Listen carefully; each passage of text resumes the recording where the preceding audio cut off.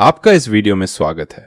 आओ सुनो प्रेमचंद द्वारा लिखी कहानी मनोवृत्ति। एक सुंदर युवती प्रातःकाल गांधी पार्क में बिल्लौर के बेंच पर गहरी नींद में सोई पाई जाए। यह चौंका देने वाली बात है। सुंदरियां पार्कों में हवा खाने आती हैं, हंसती हैं, घूमती हैं, फूल पौधों से खेलती हैं, किसी का इधर ध्यान नहीं जाता।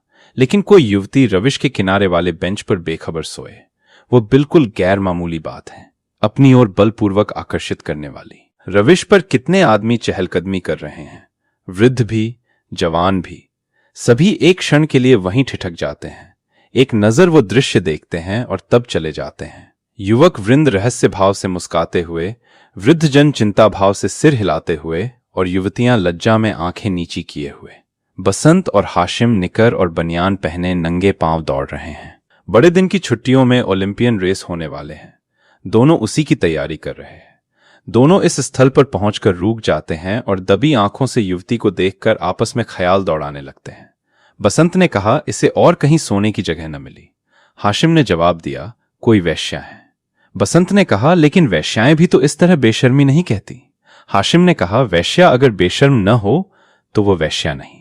बसंत बोला, बहुत सी ऐसी बातें हैं जिनमें कुलवधू और वेश्या दोनों एक व्यवहार करती हैं। कोई वेश्या मामूली तौर पर सड़क पर सोना नहीं चाहती। हाशिम बोला, रूप छवि दिखाने का नया आर्ट है। बसंत बोला, आर्ट का सबसे सुंदर रूप छिपाव है, दिखाव नहीं। वेश्या इस रहस्य को खूब समझती हैं। हाशिम बोला, उसका छिपाव केवल आकर्षण बढ़ाने के लिए है। बसंत बोला, हो सकता है, मगर केवल यहां सो जाना यह प्रमाणित नहीं करता कि यह वेश्या है। इसकी मांग में सिंदूर है। हाशिम बोला, वेश्याएं अवसर पड़ने पर सौभाग्यवती बन जाती हैं। रात भर प्याले के दौर चले होंगे, काम क्रीड़ाएं हुई होंगी, अवसाद के कारण ठंडक पाकर सो गई होगी। बसंत बोला, मुझे तो कुलवधू सी लगती हैं। हाशिम बोला, कुलवधू पार्क में सोने आएगी? बसंत बोला, हो सकता है, घर से रूठ कर आई हो, चलकर पूछी क्यों न लें। हाशिम बोला, निरे अहमक हो, बगैर परिचय के आप किसी को जगा कैसे सकते हैं? बसंत बोला, जी चलकर परिचय कर लेंगे, उल्टे और एहसास जताएंगे। हाशिम बोला, और जो कहीं झिझक दे? बसंत बोला, झिझकने की कोई बात भी हो, उससे सौजन्य और सहृदयता में डूबी हुई बातें करेंगे। कोई युवती ऐसी गतयौवनाएं तक तो रस भरी बातें सुनकर फूल उठती हैं। ये तो नवयौवना है। मैंने रूप और यौवन का ऐसा सुंदर संयोग नहीं देखा था। मेरे हृदय पर तो ये रूप जीवन पर्यंत के लिए अंकित हो गया, शायद कभी न भूल सकूं। हाशिम बोला, मैं तो फिर भी यही कहता हूं कि कोई वेश्या है। बसंत बोला, रूप की देवी वेश्या भी हो, उपास्य है। हाशिम बोला, यहीं खड़े खड़े कवियों की सी बातें करोगे, जरा वहां तक चलते क्यों नहीं? केवल खड़े रहना, पाश तो मैं डालूंगा। बसंत बोला, कोई कुलवधू है। हाशिम बोला, कुलवधू पार्क में आकर सोए तो इसके सिवा कोई अर्थ नहीं कि वो आकर्षित करना चाहती हैं, और ये वेश्या मनोवृत्ति है। बसंत बोला, आजकल की युवतियां भी तो फॉरवर्ड होने लगी हैं। हाशिम बोला, फॉरवर्ड युवतियां युवकों से आंखें नहीं चुराती। बसंत बोला, हां, लेकिन है कुलवधू। कुलवधू से किसी तरह की बातचीत करना मैं बेहूदगी समझता हूं। हसीम बोला, तो चलो फिर दौड़ लगाएं। बड़ा ने कहा, लेकिन दिल में वो मूर्ति दौड़ रही है। हाशिम बोला, तो आओ बैठें। जब वो उठकर जाने लगे तो उसके पीछे चले। मैं कहता हूं वेश्या है। बसंत बोला, और मैं कहता हूं कुलवधू है।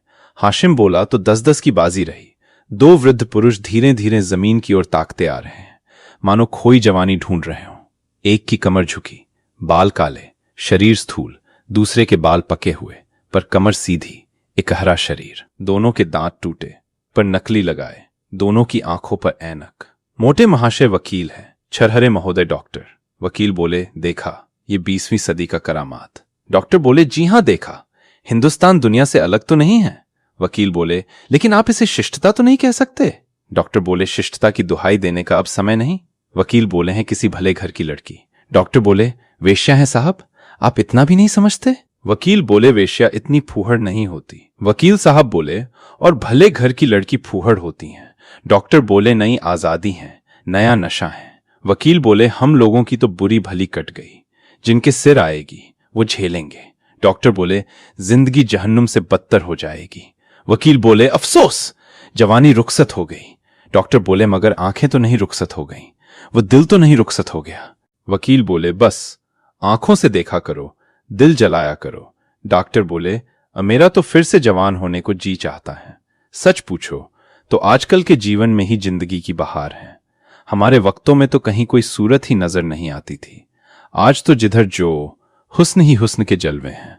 वकील बोले, सुना, युवतियों को दुनिया में जिस चीज से सबसे ज्यादा नफरत है वो बूढ़े मर्द हैं। डॉक्टर बोले, मैं इसका कायल नहीं। पुरुष को जौहर उसकी जवानी नहीं, उसका शक्ति संपन्न होना है। कितने ही बूढ़े जवानों से ज्यादा कड़ियल होते हैं। मुझे तो आए दिन इसके तजुर्बे होते हैं। मैं ही अपने को किसी जवान से कम नहीं समझता। वकील बोले, ये सब सही है, पर बूढ़ों का दिल कमजोर हो जाता है। अगर ये बात न होती तो इस रमणी को इस तरह देखकर हम लोग यूं न चले जाते। मैं तो आंखों भर देख भी न सका। डर लग रहा था कि कहीं उसकी आंखें खुल जाएं और वो मुझे ताकते देख लें तो दिल में क्या समझें। डॉक्टर बोले, खुश होती कि बूढ़े पर भी उसका जादू चल गया। वकील बोले, अजी रहने भी दो। डॉक्टर बोले, आप कुछ दिनों आकोसा को सेवन कीजिए। वकील बोले, चंद्रोदय खाकर देख चुका, सब लूटने की बातें हैं। डॉक्टर बोले, मंकी ग्लैंड लगवा लीजिए ना। वकील बोले, आप इस युवती से मेरी बात पक्की करा दें, मैं तैयार हूं। डॉक्टर बोले, हाँ, ये मेरा जिम्मा, मगर हमारा भाई हिस्सा भी रहेगा। वकील ने पूछा, अर्थात ये कि कभी कभी मैं भी आपके घर आकर अपनी आंखें ठंडी कर लिया करूंगा। वकील ने कहा, अगर आप इस इरादे से आए तो मैं आपका दुश्मन हो जाऊंगा। डॉक्टर बोले, ओहो, आप तो मंकी ग्लैंड का नाम सुनते ही जवान हो गए।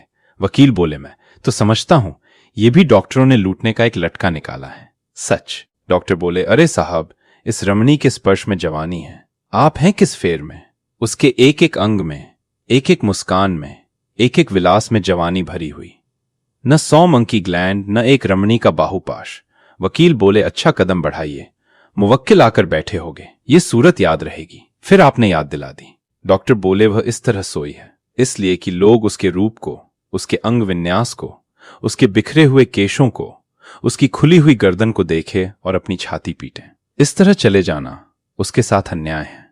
वो बुला रही हैं और आप भागे जा रहे हैं। वकील बोले, हम जिस तरह दिल से प्रेम कर सकते हैं, जवान कभी कर सकता है? डॉक्टर बोले, बिल्कुल ठीक।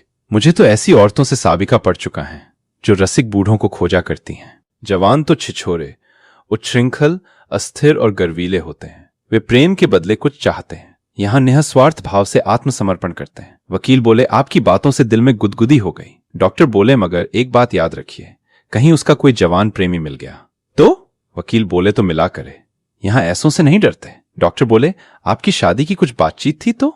वकील बोले, हां थी, मगर जब अपने लड़के दुश्मनी पर कमर बांधे तो क्या हो। मेरा लड़का यशवंत तो बंदूक दिखाने लगा।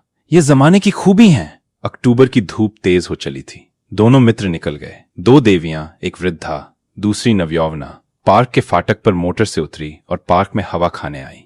उनकी निगाह भी उस नींद की मारी युवती पर पड़ी। वृद्धा ने कहा, बड़ी बेशर्म है। नवयौवना ने तिरस्कार भाव से उसकी ओर देखकर कहा, ठाठ तो भले घर की देवियों के हैं।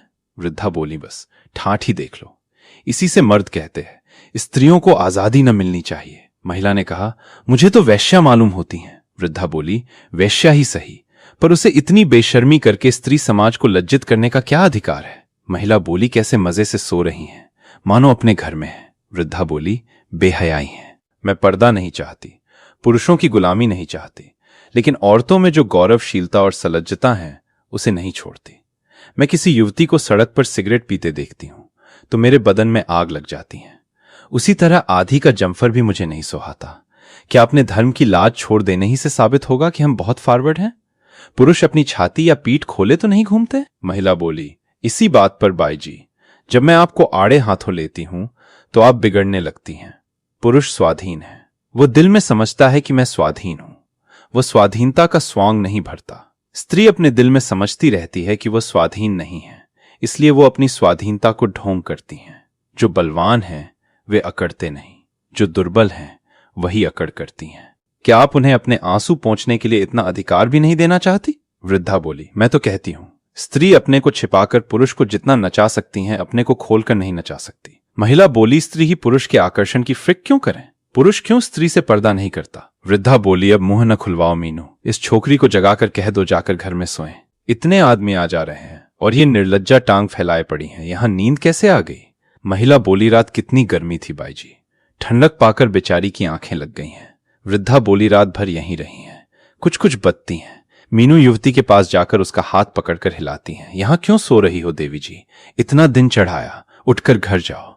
युवती आंखें खोल देती हैं। ओहो, इतना दिन चढ़ाया, क्या मैं सो गई थी? मेरे सिर में चक्कर आ जाया करता है। मैंने समझा शायद हवा से कुछ लाभ हो। यहां आई, पर ऐसा चक्कर आया कि मैं इस बेंच पर बैठ गई।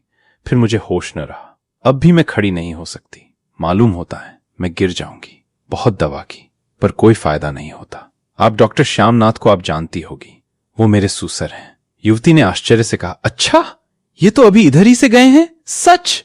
लेकिन मुझे पहचान कैसे सकते हैं? अभी मेरा गौना नहीं हुआ है, महिला ने पूछा। तो क्या आप उसके लड़के बसंतलाल की धर्मपत्नी हैं? युवती ने शर्म से सिर झुकाकर स्वीकार किया। मीनू ने हंसकर कहा, बसंतलाल तो अभी इधर से गए हैं। मेरा उनसे यूनिवर्सिटी का परिचय है। युवती बोली, अच्छा, लेकिन मुझे उन्होंने देखा कहाँ है? महिला बोली, तो मैं दौड़कर डॉक्टर को खबर दे दूं। युवती बोली, जी नहीं, किसी को न बुलाइए। महिला ने पूछा, बसंतलाल भी वहीं खड़ा है, उसे बुला दूं? तो चलो, अपने मोटर पर तुम्हें तुम्हारे घर पहुंचा दूं। युवती बोली, आपकी बड़ी कृपा होगी। महिला ने पूछा, किस मोहल्ले में? युवती ने जवाब दिया, बेगमगंज। मिस्टर जयराम के घर? महिला बोली, मैं आज ही मिस्टर बसंतलाल से कहूंगी। युवती बोली, मैं क्या जानती थी कि वो इस पार्क में आते हैं। महिला बोली, मगर कोई आदमी साथ ले लिया होता? युवती बोली, किस लिए? कोई जरूरत न थी। ये थी प्रेमचंद द्वारा लिखी कहानी मनोवृत्ति। वीडियो में अंत तक बने रहने के लिए धन्यवाद।